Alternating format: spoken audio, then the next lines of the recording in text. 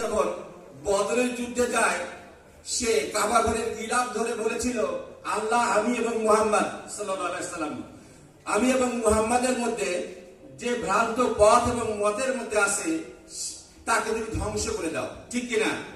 আবু জেহেলের কাজ ছিল কাবা যারা হজ করতে যাইতো তাদেরকে পানি খাওয়ানো। এখন সে আল্লাহ মানতো না? আল্লাহ সে মানতো। তার সমস্যা তাহলে কোথায়? সমস্যা হচ্ছে তাওহীদে, সমস্যা হচ্ছে রিসালাতে।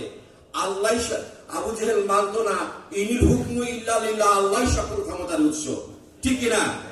আবু জেহেল মানতো না ইনিল হুকমু ইল্লা লিল্লাহ, আল্লাহ সকল ক্ষমতার উৎস। আর বাংলাদেশের সংবিধানে রয়েছে জনগণ সকল ক্ষমতার উৎস। ঠিক কিনা?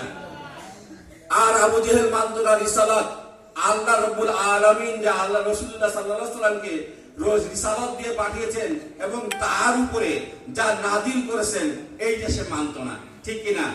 অর্থাৎ শরিয়া আইন সে মানতো না, শরিয়া আইন সে মানতো না। আমাদের শিক্ষার মাধ্যমে, আমাদের শিক্ষা ব্যবস্থায় এই শরিয়া আইন মানার ব্যাপারে আমাদের ক্লাস 1 থেকে মাস্টার্স পর্যন্ত আমরা পড়ে যাই।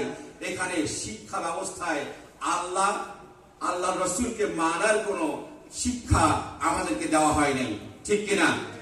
আমরা শিক্ষা ব্যবস্থায় অতি সত্বর দ্বীনি শিক্ষার সংযোজন করার জন্য আমরা বর্তমান সরকার এবং আমরা সরকারের কাছে দাবি জানাবো যে শিক্ষা ব্যবস্থায় দ্বীনি শিক্ষা, আমাদের ছাত্র ভাইরা যেন দ্বীনকে চিনতে পারে, আল্লাহকে চিনতে পারে, আল্লাহ রসুলকে চিনতে পারে। ছাত্ররা যেন এখান থেকে শিক্ষা নিয়ে আগামী দিনে দেশের ভবিষ্যৎ হিসেবে গড়ে ওঠে, একজন নাগরিক হিসেবে রাষ্ট্রকে রাষ্ট্রের মর্যাদা দিতে পারে। কারণ আমরা স্বাধীন ভূখণ্ড পেয়েছি, স্বাধীন রাষ্ট্র এখনো আমরা পাইনি।